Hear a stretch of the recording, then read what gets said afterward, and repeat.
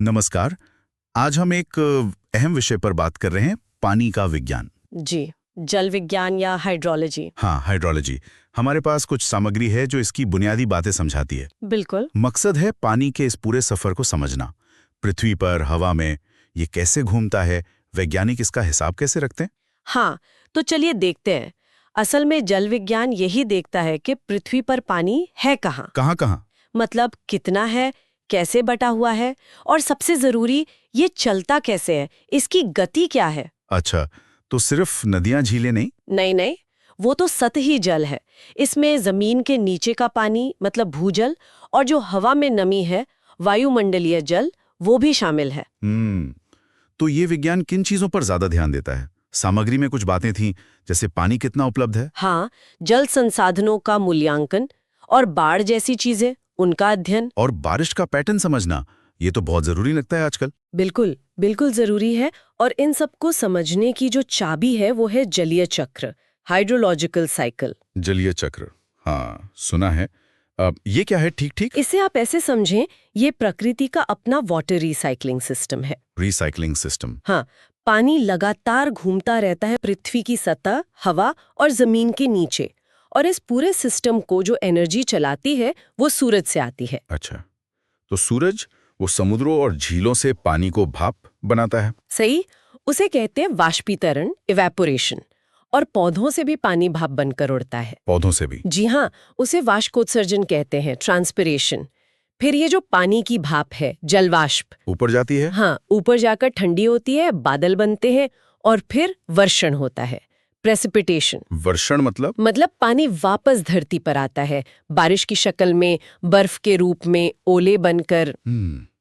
और हवा में कितनी नमी है उसे कैसे मापते हैं। कुछ लिखा था सापेक्ष आर्द्रता। हाँ, रिलेटिव ह्यूमिडिटी। ये बताता है कि हवा अपनी क्षमता का कितना प्रतिशत पानी अभी संभाले हुए है। ठीक है। तो पानी बरस गया धरती पर। अब उसके मोटे तौर पर दो रास्ते हैं। या तो वो जमीन की सतह पर बह निकलेगा, नदियों नालों में। हाँ, उसे कहते हैं अपवाह, रन ऑफ। या फिर वो जमीन में रिस जाएगा, अंदर, जमीन के अंदर। जी, उसे कहते हैं अंतस्यंदन, इन्फिल्ट्रेशन। और यही पानी रिश्ते रिश्ते नीचे जाकर भूजल बन सकता है। अच्छा। और एक और शब्द था, अंतरोधन, इंटरसेप्शन। हाँ, वो होता है जब बारिश सीधे पेड़ों की पत्तियों पर या इमारतों पर गिरती है और जमीन तक पहुंचने से पहले ही रुक जाती है। और वहीं से भाप बन जाती होगी। हाँ, काफी हद तक वहीं से उड़ जाती है। तो ये पूरा एक चक्कर है ना। बिल्कुल। यहाँ एक छोटा सा समीकरण भी दिया है। हाँ। P = E+R। वर्षण = वाष्पीकरण प्लस अपवाह। ये तो काफी सरल लगता है। हाँ, ये बहुत ही कह सकते हैं सिंप्लीफाइड रूप है जल बजट समीकरण का। जल बजट समीकरण। जी, P = E+R असल में एक बंद सिस्टम या बहुत लंबे समय के औसत के लिए ठीक है, पर असल दुनिया थोड़ी पेचीदा है। तो वैज्ञानिक क्या इस्तेमाल करते हैं। वो ज्यादा डिटेल्ड जल बजट समीकरण इस्तेमाल करते हैं। इसका जो मूल सिद्धांत है वो है द्रव्यमान संरक्षण, कंजर्वेशन ऑफ मास। मतलब पानी न तो बनता है न खत्म होता है, वो बस अपना रूप बदलता है या जगह बदलता है। ठीक है, तो ये डिटेल्ड समीकरण कैसे काम करता है। ऐसे समझें कि आप किसी इलाके का हिसाब लगा रहे हैं। कितना पानी उस इलाके में आया, इनफ्लो, बारिश से। हाँ, नदी से। और कितना गया, आउटफ्लो। सही, भाप बनकर, नदी बहकर या जमीन में रीस कर। इन दोनों का जो फर्क है वही उस इलाके में जमा पानी की मात्रा में बदलाव होगा, चेंज इन स्टोरेज। जैसे झील का लेवल कितना बदला, या जमीन के नीचे पानी कितना कम ज्यादा हुआ। बिल्कुल, ये समझना जरूरी है शहरों की पानी की प्लानिंग के लिए, या बांध में कितना पानी रहेगा ये जानने के लिए। समझ गया। तो ये सब चीजें, बारिश, हवा, नमी, इन्हें मापते कैसे। कुछ उपकरण होंगे। हाँ बिल्कुल, जैसे बारिश कितनी हुई ये मापने के लिए वर्षा मापी या क्या कहते ओम्ब्रोमीटर, प्लूवियोमीटर होते हैं। अच्छा। हवा की रफ्तार के लिए एनीमोमीटर है, और हवा की नमी, वो सापेक्ष आर्द्रता, उसके लिए साइक्रोमीटर। और वो वाष्पीकरण और वाष्पोत्सर्जन। हाँ, उसको मिलाकर इवेपोट्रांसपिरेशन कहते हैं। उसे मापने के लिए लाइसीमीटर जैसे उपकरण हैं। ये सारे माप जरूरी हैं ये समझने के लिए कि चक्र के किस हिस्से में क्या हो रहा है। और इन आंकड़ों को नक्शों पर दिखाने का भी तरीका है, आइसोलाइंस। जी, आइसोलाइंस माने समान मूल्य वाले बिंदुओं को जोड़ने वाली रेखाएं। अच्छा। जैसे नक्शे पर कॉन्टोर लाइन समान ऊंचाई दिखाती हैं, हाँ। वैसे ही आइसोहाइट्स समान बारिश वाले इलाकों को जोड़ती हैं। एक नजर में पैटर्न दिख जाता है। और तापमान और दबाव के लिए भी? हाँ, आइसोथर्म्स तापमान के लिए और आइसोबार्स दबाव के लिए। एक और दिलचस्प है आइसोक्रोन्स। आइसोक्रोन्स वो क्या है? ये नक्शे पर उन जगहों को जोड़ती हैं जहां से पानी बहकर किसी एक पॉइंट तक पहुंचने में बराबर समय लेता है। अच्छा, तो ये बाढ़ वगैरह के अनुमान में काम आती होंगी? हाँ, बाढ़ के पानी को कहाँ पहुंचने में कितना वक्त लगेगा, ये समझने में मदद करती हैं। एक और शब्द था, निवास समय, रेजिडेंस टाइम। इसका क्या मतलब है? निवास समय ये वो औसत टाइम है जो पानी की एक बूंद, कह लीजिए जलीय चक्र के किसी एक हिस्से में गुजारती है। जैसे महासागर में पानी हजारों साल रह सकता है औसतन, लेकिन किसी नदी में शायद कुछ हफ्ते या महीने। और भूजल का? उसका बहुत फर्क हो सकता है, कुछ सालों से लेकर हजारों साल भी, जगह पर निर्भर करता है। तो इसका क्या महत्व है, जानना क्यों जरूरी है? इससे अंदाजा लगता है कि कोई वाटर सोर्स कितनी तेजी से बदल सकता है, या अगर वो प्रदूषित हो जाए तो उसे साफ होने में कितना वक्त लगेगा। अच्छा, मतलब अगर भूजल प्रदूषित हुआ और उसका निवास समय लंबा है तो उसे साफ होने में बहुत बहुत ज्यादा वक्त लग सकता है, जबकि नदी का पानी तेजी से बह जाता है। समझ गया। तो संक्षिप्त में कहें तो जल विज्ञान पानी के इस पूरे जटिल सफर का अध्ययन है। हाँ। और जलीय चक्र एक लगातार चलने वाला सिस्टम है, सूर्य से चलता है, जिसमें वाष्पीकरण, बारिश, बहाव, रिसाव ये सब शामिल है। बिल्कुल, और वैज्ञानिक इन सबको मापते हैं और जल बजट जैसे सिद्धांतों से इसका हिसाब रखते हैं। और निवास समय जैसी चीजें हमें पानी के स्रोतों की स्थिरता समझने में मदद करती हैं। सही कहा, सब कुछ दिखाता है कि पानी कितना गतिशील है, बदलता रहता है, और हर हिस्से पर नजर रखना कितना जरूरी है। बिल्कुल। और जाते जाते एक सवाल सोचने के लिए, अगर जलवायु परिवर्तन से मान लीजिए वाष्पीकरण तेज हो जाता है, तो इसका असर चक्र के दूसरे हिस्सों पर कैसा होगा? जैसे किसी इलाके में बहने वाले पानी पर या जमीन के नीचे जमा पानी पर कितना गहरा असर पड़ सकता है? इस पर सोचना दिलचस्प होगा। Provided by Engineer Rocky. नमस्कार। हाँ। आज हमारे पास कुछ स्रोत हैं जल विज्ञान से जुड़े हुए। हाँ, बिल्कुल। इनमें बारिश, पानी का बहाव, मतलब अपवाह, और इसे मापते कैसे हैं, इसकी काफी तकनीकी जानकारी है। हाँ। तो चलिए जरा गहराई से देखते हैं कि इनमें सबसे अहम और दिलचस्प क्या है। बिल्कुल, कोशिश यही है कि ये जो जटिल सी बातें हैं ना, इन्हें थोड़ा आसान बनाया जाए। हाँ, और समझें कि वैज्ञानिक इसे कैसे देखते और मापते हैं। सही। तो कहाँ से शुरू करें? बारिश से, रेनफॉल। हाँ, बारिश से करते हैं। ठीक है।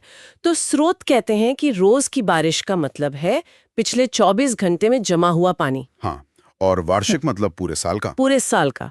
इसमें एक दिलचस्प बात है औसत वार्षिक वर्षा की। अच्छा। हाँ, ये आमतौर पर पिछले 35 साल के आंकड़ों का औसत होता है। 35 साल लंबा समय है। हाँ, ताकि एक स्थिर औसत मिल सके।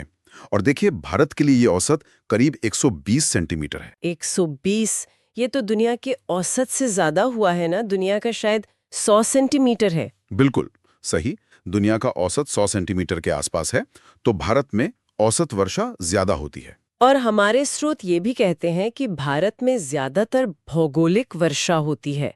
ये क्या चीज है? Orographic rainfall? हाँ, भौगोलिक या कह लीजिए पर्वतीय वर्षा। इसमें होता क्या है कि जब नम हवा आती है ना, हाँ। और रास्ते में कोई पहाड़ आ जाता है, हाँ। तो हवा उससे टकराकर ऊपर उठने लगती है। अच्छा, ऊपर उठती है। हाँ, और जैसे जैसे ऊपर उठती है वो ठंडी होती जाती है। और फिर ठंडी होने पर उसकी नमी संभालने की क्षमता कम हो जाती है और वो पानी वहीं बरस जाता है। भारत में ये बहुत आम है। जैसे पश्चिमी घाट या हिमालय में। बिल्कुल, चिरापुंजी, मौसनराम ये सब इसी के उदाहरण हैं। इसके अलावा दो और मुख्य प्रकार हैं। वो कौन से? एक है संवहनीय वर्षा। हाँ। मतलब कन्वेक्टिव। जब जमीन बहुत गर्म हो जाती है। हाँ, तो हवा तेजी से गर्म होकर ऊपर उठती है और गरज के साथ तूफानी बारिश होती है। अच्छा, जैसे गर्मियों में शाम को अचानक तेज बारिश। हाँ, कुछ वैसा ही। और तीसरा है चक्रवाती वर्षा यानी साइक्लोनिक, जो हवा के दबाव में बड़े अंतर की वजह से होती है, जैसे तूफानों के साथ। समझ गए। अच्छा, ये जो शब्द है वर्षा या वर्षण, प्रेसिपिटेशन, इसमें क्या सिर्फ पानी की बूंदें आती हैं? नहीं, ये एक बड़ा शब्द है। वर्षण में पानी की बूंदों के अलावा बर्फ भी है, ओले भी हैं, फुहार है। मतलब सब कुछ जो आसमान से गिरता है। हाँ, पानी के अलग अलग रूप। और इससे हमेशा गहराई में मापते हैं, मिलीमीटर या सेंटीमीटर में। और वो जो आपने पहले कहा था कि बहुत सारा पानी वापस चला जाता है। हाँ, ये काफी हैरान करने वाली बात है। असल में जमीन पर जितना भी वर्षण होता है ना, उसका लगभग 2/3 हिस्सा वो वाष्पीकरण यानी इवेपोरेशन और पौधों के जरिए ट्रांसपिरेशन वापस हवा में चला जाता है। 2/3? अरे वाह!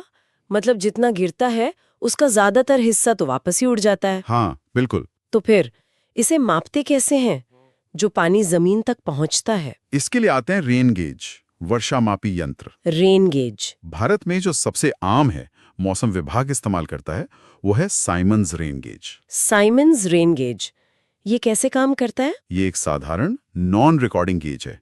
इसमें एक कीप होती है जिससे पानी एक बोतल में जमा होता है। अच्छा। फिर रोज सुबह आमतौर पर 8:30 बजे उस जमा पानी को एक खास मापने वाले सिलेंडर में डालकर माप लेते हैं। रोज सुबह एक ही बार? लेकिन इससे ये तो पता नहीं चलता होगा कि बारिश कब तेज हुई कब धीमी। सही कहा।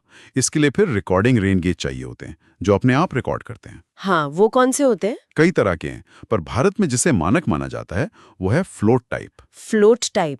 हाँ, इसमें पानी जमा होने पर एक फ्लोट ऊपर उठता है और उससे जुड़ा पेन एक घूमने वाले ड्रम पर लगे ग्राफ पेपर पर निशान बनाता जाता है। अच्छा, तो इससे पता चल जाता है कि किस समय कितनी बारिश हुई। बिल्कुल। इससे कुल बारिश के साथ साथ बारिश की तीव्रता मतलब इंटेंसिटी का भी पता चलता है। और आजकल तो शायद रडार वगैरह भी इस्तेमाल होते हैं। हाँ, रेडार तकनीक काफी एडवांस है। वो एक बड़े इलाके में, मान लीजिए 200 किलोमीटर के दायरे में, बता सकती है कि कहाँ कहाँ बारिश हो रही है, कितनी तेज हो रही है और किधर जा रही है। ये तो बहुत उपयोगी है। तो हमने मापना समझ लिया। अब वो पानी जो जमीन पर गिरता है और वाष्पित भी नहीं होता, उसका क्या होता है? यहीं पर बात आती है अपवाह की, यानी रन ऑफ की। अपवाह? हाँ, बारिश का वो पानी जो जमीन में रिसने या वाष्पित होने या पौधों के इस्तेमाल के बाद भी बच जाता है, हाँ। और जमीन की सतह पर बहने लगता है, वही पानी फिर नालों और नदियों में जाता है। अच्छा, तो जो पानी बहता हुआ दिखता है वो अपवाह है। बिल्कुल। और इसे हम बहाव की दर में मापते हैं, जैसे घन मीटर प्रति सेकंड में। और ये अपवाह कितना होगा, ये तो सिर्फ बारिश पर ही निर्भर नहीं करता होगा? नहीं, बिल्कुल नहीं। जमीन का ढलान कैसा है, मिट्टी कैसी है, पानी सोखने वाली या नहीं, उस पर पेड़ पौधे हैं या सब कंक्रीट है, इन सब बातों पर निर्भर करता है। हाँ, ये बात तो है।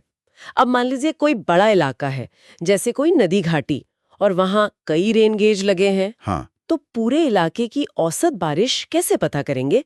क्या बस सबका औसत निकाल लेंगे? सबसे आसान तरीका तो वही है, अंकगणितीय माध्य, अरिथमेटिक मीन। सारे गेज की रीडिंग जोड़ी और जितने गेज हैं उससे भाग दे दिया। पर ये हमेशा सही होगा अगर गेज कहीं ज्यादा कहीं कम लगे हों? नहीं, तब ये तरीका उतना सटीक नहीं रहता, खासकर अगर इलाका बहुत बड़ा हो या बारिश बहुत असमान हो। तो फिर इससे बेहतर क्या है? इससे बेहतर है थीसन पॉलीगन विधि। थीसन पॉलीगन। थीसन पॉलीगॉन, ये क्या है? इसमें हर रेन गेज के चारों ओर एक ऐसा क्षेत्र बनाया जाता है जहां का हर बिंदु उस गेज के सबसे नजदीक हो।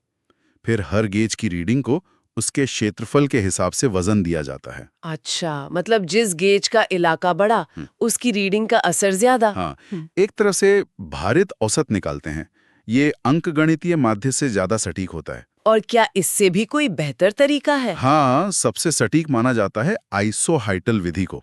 आइसोहाइटल मेथड। आइसोहाइटल? हाँ, आइसोहाइट मतलब समान वर्षा वाली रेखा।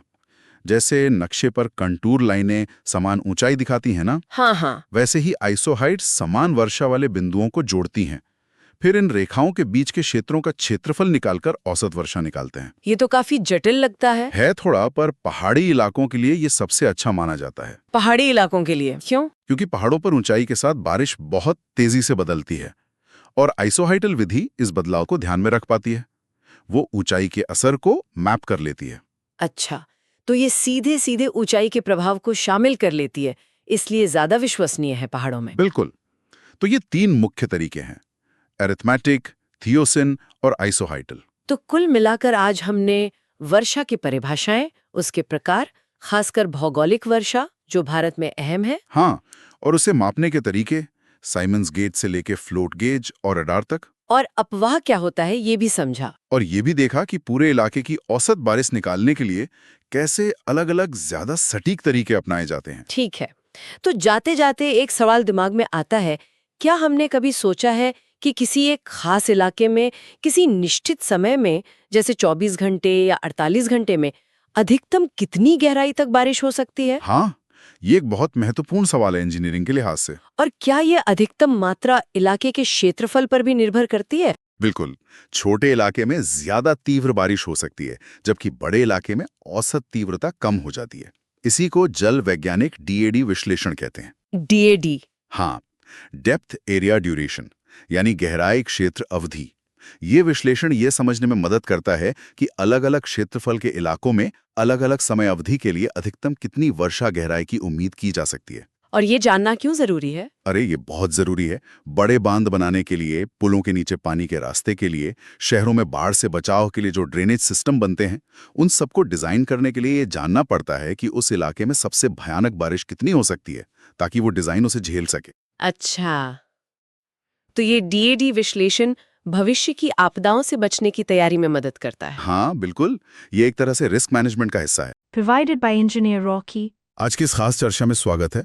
सोचिए, बारिश हो रही है पर सारा पानी बहकर नदियों तक नहीं पहुंचता है ना?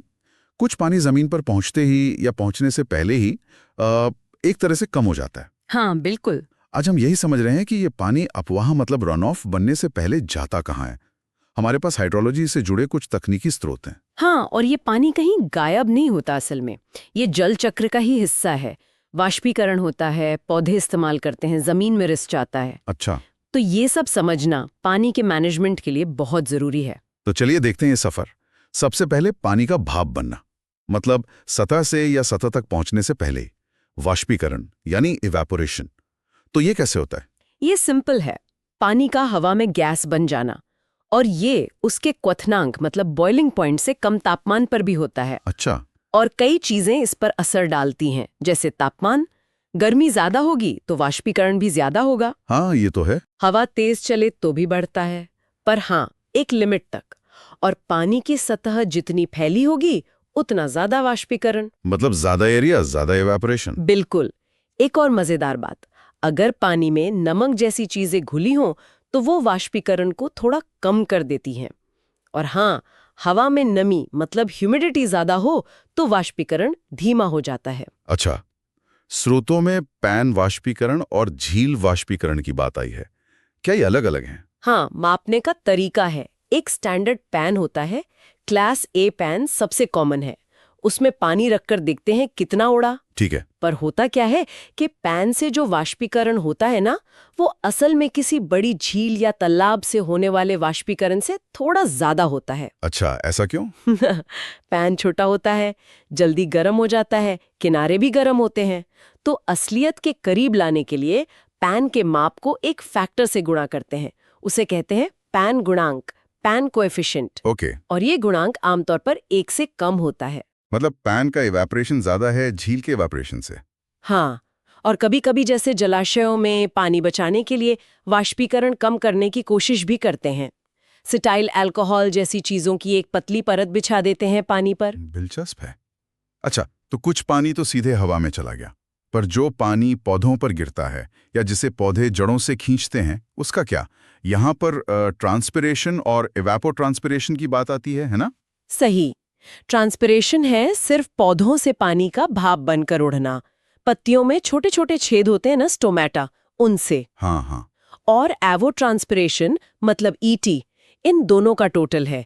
जमीन या पानी की सतह से इवेपोरेशन और पौधों से ट्रांसपिरेशन, दोनों मिलाकर। समझ गया। तो ईटी को मापते कैसे हैं? इसके लिए लाइसीमीटर जैसे उपकरण होते हैं। इसमें मिट्टी का एक ब्लॉक रखकर पानी के आने जाने का हिसाब रखते हैं। ईटी के भी 2 टाइप हैं। अच्छा। एक है पोटेंशियल ईटी मतलब पीईटी। ये तब होता है जब पानी की कोई कमी न हो, पौधा जितना चाहे उतना पानी उड़ा सकता है। ठीक है। और दूसरा है एक्चुअल ईटी मतलब एईटी। ये वो है जो असल में होता है, क्योंकि मिट्टी में पानी हमेशा भरपूर तो नहीं होता ना, हाँ, ये तो मिट्टी की नमी पर निर्भर करेगा। बिल्कुल। और भारत में फसलों को कितना पानी चाहिए, इसका अंदाजा लगाने के लिए एक ब्लेनी क्रिडल फॉर्मूला काफी चलता है। हाँ, इसका जिक्र है। ये कैसे काम करता है? ये तापमान और दिन में कितनी देर धूप रहती है जैसे डेटा का इस्तेमाल करता है। इससे अंदाजा लगता है कि फसलें कितना पानी उपभोग करेंगी, मतलब कितना ईटी होगा। ओके। और एक वाष्पोत्सर्जन अनुपात या ट्रांसपिरेशन रेशियो की भी बात है। हाँ, ये बड़ा इंटरेस्टिंग है। ये बताता है कि पौधा अपना वजन, मतलब सूखा वजन, बढ़ाने के लिए कितना पानी ट्रांसपिरेशन में उड़ा देता है। अच्छा। जैसे गेहूं के लिए ये अनुपात 300 से 600 के बीच होता है। मतलब 1 किलो सूखा गेहूं पैदा करने के लिए पौधा 300 से 600 किलो पानी उड़ा देता है। अरे बाप रे। और चावल के लिए ये 600 से 800 तक होता है। ओहो, मतलब चावल को गेहूं से कहीं ज्यादा पानी चाहिए वजन के हिसाब से। बिल्कुल। तो ये सीधी सी बात पानी के मैनेजमेंट और फसल चुनने के लिए कितनी जरूरी हो जाती है ना? हाँ, बिल्कुल समझ गया। तो पानी हवा में गया, पौधों से गया। अब बात करते हैं उस पानी की जो जमीन पर गिरता है और अंदर जाता है, मतलब अंतस ईंधन या इन्फिल्ट्रेशन। एकदम सही। इन्फिल्ट्रेशन मतलब पानी का जमीन के अंदर रिसना। अब हर मिट्टी की पानी सोखने की एक मैक्सिमम स्पीड होती है। हाँ। उसे कहते हैं अंतस्य अंदन क्षमता या इन्फिल्ट्रेशन कैपेसिटी। और ये क्षमता किस बात पे निर्भर करती है? कई चीजों पर। मिट्टी की बनावट कैसी है, रेतीली है, चिकनी है, उसमें पहले से नमी कितनी है, सतह पर घास फूस पेड़ पौधे हैं या नहीं, तापमान क्या है। अच्छा। एक खास बात यह है कि ये क्षमता मिट्टी के कणों के साइज से ज्यादा इस बात पर निर्भर करती है कि कणों के बीच खाली जगह, मतलब पोर्स, कितने और कैसे हैं। क्या ये क्षमता हमेशा एक जैसी रहती है या बदलती है? नहीं, बदलती है। जैसे जैसे बारिश होती रहती है और मिट्टी गीली होती जाती है, पानी सोखने की उसकी क्षमता कम होती जाती है। अच्छा, शुरुआत में तेजी से सोखती है, फिर धीरे। हाँ, बिल्कुल। इसी को दिखाने के लिए हॉटन्स का समीकरण है, हॉटन्स इक्वेशन। ये बताता है कि समय के साथ इन्फिल्ट्रेशन कैपेसिटी कैसे घटती है और फिर एक लगभग स्थिर लेवल पर आ जाती है। ठीक है, तो जब मिट्टी की पानी सोखने की क्षमता बारिश की रफ्तार से कम हो जाती है, तभी पानी सतह पर बहना शुरू करता है, जिसे हम अपवाह या रन ऑफ कहते हैं। हाँ, वही रन ऑफ है। और इसी रन ऑफ का हिसाब लगाने के लिए 2 इंडेक्स इस्तेमाल होते हैं, फाई इंडेक्स और डब्ल्यू इंडेक्स। हाँ, इनका भी जिक्र है।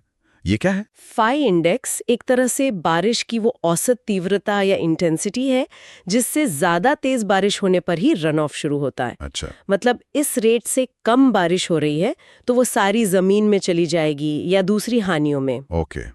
और डब्ल्यू इंडेक्स फाई इंडेक्स जैसा ही है, पर वो शुरुआती नुकसान को भी ध्यान में रखता है। अच्छा। जैसे बारिश शुरू होते ही गड्ढों में पानी भर जाता है या सूखी पत्तियां पानी सोख लेती हैं। अच्छा, तो डब्ल्यू इंडेक्स इन शुरुआती हानियों को घटाकर औसत निकालता है। हाँ, इसलिए डब्ल्यू इंडेक्स की वैल्यू या तो फाई इंडेक्स से कम होगी या बराबर होगी। और ये इंडेक्स क्यों जरूरी है? ये बाढ़ का अनुमान लगाने, डैम डिजाइन करने, पानी के मैनेजमेंट की योजना बनाने में बहुत काम आते हैं।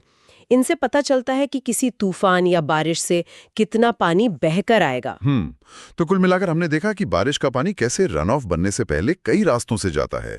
इवापोरेशन, ट्रांसपिरेशन और इन्फिल्ट्रेशन। हाँ। और ये सिर्फ पानी का लॉस नहीं है। बिल्कुल नहीं, ये तो जल चक्र के बहुत जरूरी हिस्से हैं। हाँ। और इन्हें समझना और इन पर असर डालने वाले कारकों को जानना खेती के लिए, पीने के पानी की सप्लाई के लिए, बाढ़ कंट्रोल के लिए, सबके लिए फंडामेंटल है। सही कहा, क्योंकि यही तय करता है कि आखिर में हमारे पास नदियों में, झीलों में और जमीन के नीचे इस्तेमाल करने लायक पानी कितना बचेगा। निश्चित रूप से। और चलिए जाते जाते एक विचार छोड़ जाते हैं सबके लिए। जरा सोचिए, हम जैसे जैसे जमीन का इस्तेमाल बदल रहे हैं, शहर बना रहे हैं, जंगल काट रहे हैं, खेती के तरीके बदल रहे हैं और साथ में क्लाइमेट चेंज भी हो रहा है, तो इन सब का इन प्राकृतिक प्रक्रियाओं पर, खासकर पानी के जमीन में रिसने मतलब इन्फिल्ट्रेशन पर क्या और कितना गहरा असर पड़ रहा होगा। हाँ, ये सोचने वाली बात है।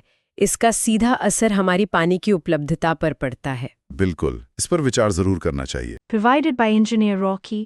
आज हम जल विज्ञान मतलब हाइड्रोलॉजी की दुनिया में थोड़ा गहरा उतर रहे हैं। हाँ। फोकस रहेगा अपवाह यानी रन ऑफ और जलालिक हाइड्रोग्राफ्स पर। हमारे पास कुछ तकनीकी नोट्स हैं हाँ, जो इन कॉन्सेप्ट्स को समझाते हैं। और हमारा मकसद है कि इनसे जो ज़रूरी बातें हैं उन्हें आसान भाषा में समझें कि भाई ये सब काम कैसे करता है, क्यों ज़रूरी है, खासकर नदियों के बहाव, बाढ़ वगैरह को समझने के लिए। तो शुरू करें। बिल्कुल। तो अपवाह से ही शुरू करते हैं। देखिए, बारिश का वो हिस्सा जो जमीन सोख नहीं पाती या उड़ नहीं जाता, वो सतह पर या जमीन के थोड़ा नीचे बहकर नदियों तक पहुंचता है, वही है अपवाह। अच्छा। और इसे समझने के लिए मोटे तौर पर दो हिस्सों में बांट सकते हैं। पहला तो शायद वो है जो बारिश के फौरन बाद दिखता है, मतलब तेजी से बहता पानी। हाँ, नोट्स में इसे डायरेक्ट रन ऑफ कहा है। हाँ, प्रत्यक्ष अपवाह। इसमें वो पानी है जो जमीन की सतह पर बहता है, यानी सरफेस रन ऑफ। हाँ। फिर वो जो जमीन के जरा नीचे बहकर जल्दी नदी में मिल जाता है, इंटरफ्लो। इंटरफ्लो, ठीक है। और वो बारिश जो सीधी नदी या नाले में ही गिरती है, चैनल प्रेसिपिटेशन। ये सब मिलकर बनता है डायरेक्ट रन ऑफ। समझ गया, ये मतलब तेज रिएक्शन है बारिश का। बिल्कुल। और दूसरा हिस्सा है बेस फ्लो, आधार प्रवाह। ये वो धीमा वाला है। हाँ, ये वो पानी है जो धीरे धीरे जमीन के अंदर से, मतलब ग्राउंड वाटर से रिस कर नदी में मिलता रहता है, बारिश रुकने के काफी बाद भी। यही नदी को पूरी तरह सूखने नहीं देता।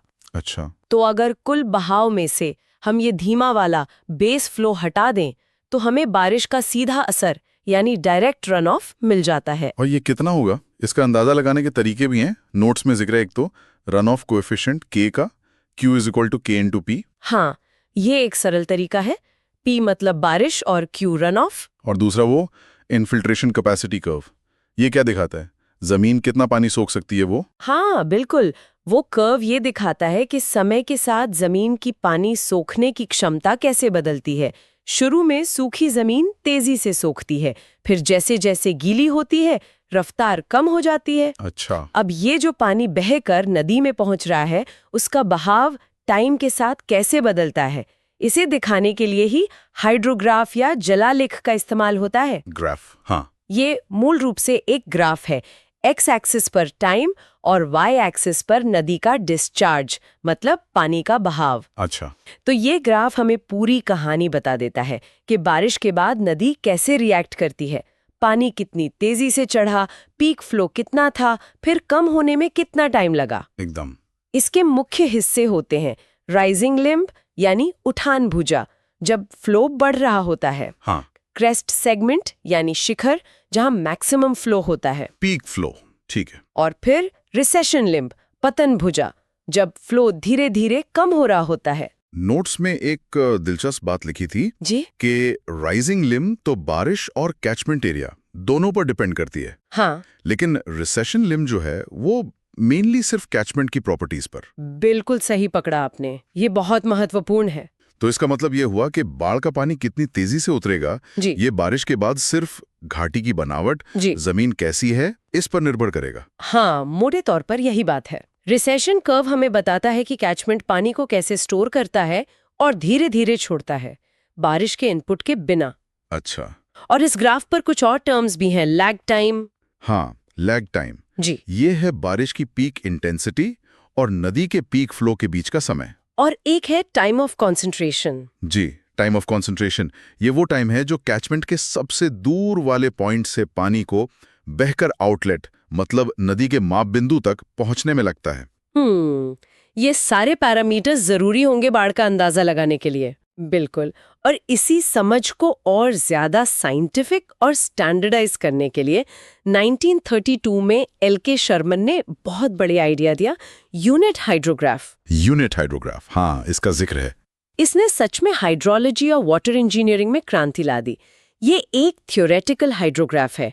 ये दिखाता है कि किसी खास कैचमेंट में एक तय ड्यूरेशन में, मान लीजिए 1 घंटे में, हुई 1 सेंटीमीटर इफेक्टिव रेनफॉल से डायरेक्ट रन ऑफ का पैटर्न कैसा होगा। इफेक्टिव रेनफॉल, प्रभावी वर्षा, मतलब कुल बारिश में से वो हिस्सा हटा दे जो बहने से पहले ही लॉस हो गया, जैसे जमीन ने सोख लिया या इवेपोरेट हो गया। एकदम सही। जो पानी असल में बहाव पैदा करता है वही है इफेक्टिव रेनफॉल। तो ये यूनिट हाइड्रोग्राफ कुछ मान्यताओं पर आधारित है। हाँ, कुछ अजम्पशंस हैं, जैसे ये मानते हैं कि इफेक्टिव रेनफॉल पूरे कैचमेंट पे एक समान फैली है और किसी एक कैचमेंट के लिए अलग-अलग बारिश से बने हाइड्रोग्राफ का जो बेस टाइम है, मतलब जितनी देर बहाव रहता है, वो सेम रहेगा। बस बहाव की मात्रा, ऑर्डिनेट की हाइट बारिश के हिसाब से कम ज्यादा होगी। अच्छा, तो इसका यूज क्या है? जाहिर है बाढ़ का अंदाजा लगाना। हाँ, फ्लड हाइड्रोग्राफ बनाने में और नोट्स में जैसा लिखा है, ये डैम, पुलिया वगैरह के डिजाइन के लिए भी बहुत जरूरी है। मतलब इंजीनियरिंग डिजाइन में इसका बड़ा रोल है। हाँ, ये सिविल इंजीनियरिंग में एक बेसिक टूल है।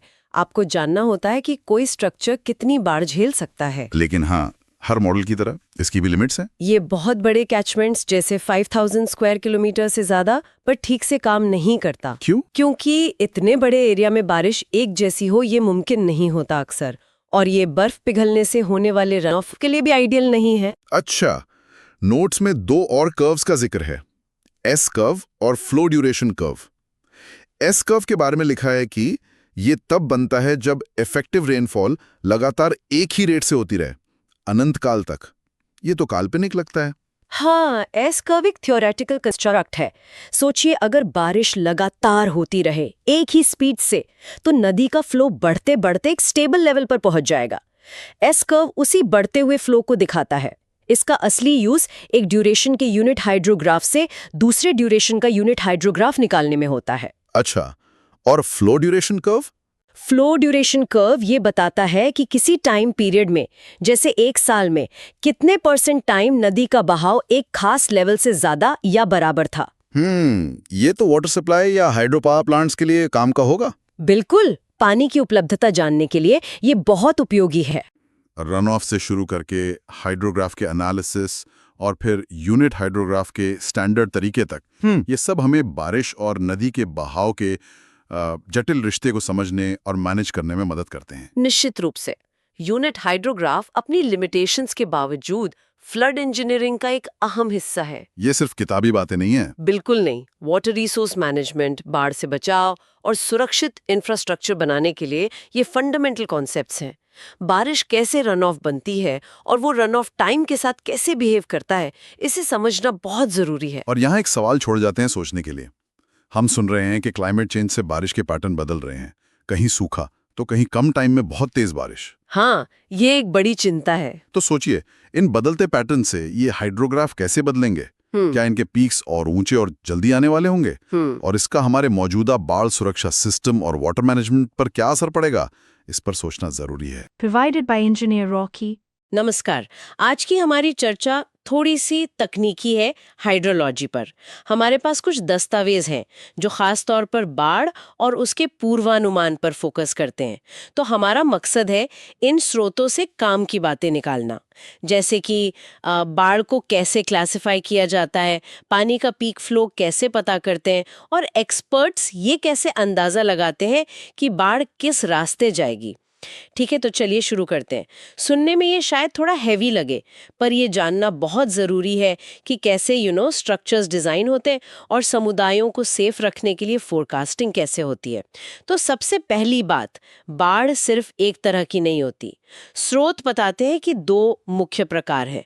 एक है मानक परियोजना बाढ़, मतलब SPF, और दूसरी है अधिकतम संभावित बाढ़, यानी MPF। ये MPF तो बहुत ही खतरनाक मानी जाती है ना? जी हाँ, MPF बिल्कुल एक्सट्रीम होती है, बहुत रेयर लेकिन बहुत विनाशकारी। और ये जुड़ी है PMP से। PMP? प्रोबेबल मैक्सिमम प्रेसिपिटेशन, मतलब किसी जगह पर सैद्धांतिक रूप से जो सबसे ज्यादा बारिश मुमकिन है उससे। अच्छा। और SPF वो कम होती है। हाँ, SPF उससे काफी कम होती है। कह सकते हैं MPF का 40 से 80% तक। और इसका इस्तेमाल होता है ज्यादातर प्रोजेक्ट्स के डिजाइन में, जैसे कोई बांध बन रहा हो या पुल। ओके, तो ये तो हुई टाइप्स, लेकिन इनका साइज, मतलब पानी का पीक डिस्चार्ज, वो कैसे पता लगाते हैं? ये अच्छा सवाल है। अगर जलग्रहण क्षेत्र मतलब कैचमेंट एरिया छोटा है, मान लीजिए 5000 हेक्टेयर से कम, तो उसके लिए एक तरीका है रैशनल मेथड। Rational method? जी, इसका एक सीधा सादा सा फॉर्मूला है, QP = 136 KICA। यहाँ K है रन ऑफ कोएफिशिएंट, मतलब पानी कितना बहेगा बनाम सोखेगा। IC है बारिश की तीव्रता, और A तो एरिया हो गया। लेकिन ये तो छोटे एरिया के लिए हुआ। बड़े नदी बेसिन का क्या? वहां तो ये काम नहीं करता होगा। बिल्कुल सही पकड़ा आपने। बड़े इलाकों के लिए चीजें थोड़ी ज्यादा पेचीदा हो जाती हैं। वहां हम इस्तेमाल करते हैं एम्पिरिकल फॉर्मूलाज, मतलब अनुभव पर आधारित सूत्र। अनुभव पर आधारित। हाँ, ये खास इलाकों के लिए डेवलप किए गए हैं। जैसे अपने उत्तर और मध्य भारत के लिए डिकिन का सूत्र काफी चलता है। डिकिन का सूत्र? जी, PQ = CA34। और दक्षिण भारत के लिए राइन का सूत्र है, PQ = CA23। ओ, इसमें ये ए तो एरिया ही होगा ना? हाँ, ए एरिया है, लेकिन ध्यान देने वाली बात है, ये सी, ये कांस्टेंट है, पर इसकी वैल्यू इलाके के हिसाब से बदलती है। अच्छा, तो मतलब डिकिन का सूत्र दक्षिण में शायद उतना सही ना बैठे। बिल्कुल, ये सूत्र वही सबसे अच्छा काम करते हैं जहाँ के डेटा से इन्हें बनाया गया था। ये इनकी एक लिमिटेशन भी समझ लीजिए। दिलचस्प है। तो हमने बहाव की मात्रा समझ ली, पर ये बाढ़ कितनी बार आ सकती है, इसका भी कुछ अंदाजा होता है? हाँ, बिल्कुल, यहीं पर काम आता है flood frequency analysis. Flood frequency analysis मतलब हम पुराने डेटा को देखते हैं। जी, पुराने रिकॉर्ड्स का विश्लेषण करके भविष्य की संभावना का अनुमान लगाते हैं। इसमें एक टर्म आता है रिकरेंस इंटरवल, टी।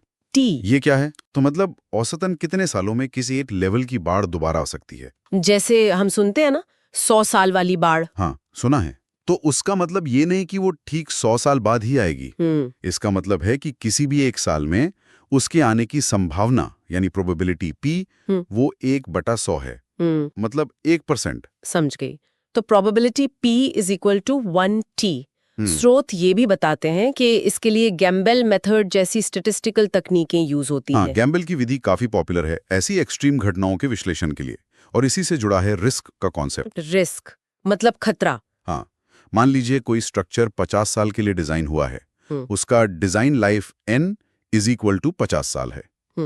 तो रिस्क ये बताता है कि उन 50 सालों में कम से कम एक बार डिजाइन लेवल या उससे बड़ी बाढ़ आने की कितनी संभावना है। इसका भी एक सूत्र है, R = 1 (1-1/Tn). ओ, तो मतलब डिजाइन करते वक्त ये मानकर चलना पड़ता है कि खतरा तो है, चाहे कितना भी कम क्यों ना हो। बिल्कुल। तो अब तक हमने क्या देखा? बाढ़ के प्रकार, उनका पीक फ्लो और उनके आने की फ्रीक्वेंसी और रिस्क। लेकिन बाढ़ का पानी एक जगह खड़ा तो नहीं रहता, वो तो नदी में आगे बढ़ता है। हाँ, सही कहा। यहीं पर फिर फ्लड रूटिंग की बात आती होगी। ये क्या चीज है? फ्लड रूटिंग, हाँ, ये बेसिकली एक टेक्निक है। इससे हम ये पता लगाते हैं कि नदी में बाढ़ की लहर जैसे जैसे नीचे की तरफ जाएगी, उसका आकार और समय कैसे बदलेगा। मतलब अगर हमें नदी में ऊपर का बहाव अपस्ट्रीम फ्लो पता है, तो हम नीचे डाउनस्ट्रीम उसका क्या असर होगा ये जानने की कोशिश करते हैं। और ये जरूरी क्यों है? अरे, ये बहुत जरूरी है। बाढ़ की चेतावनी देने के लिए, जलाशयों को सही ढंग से ऑपरेट करने के लिए,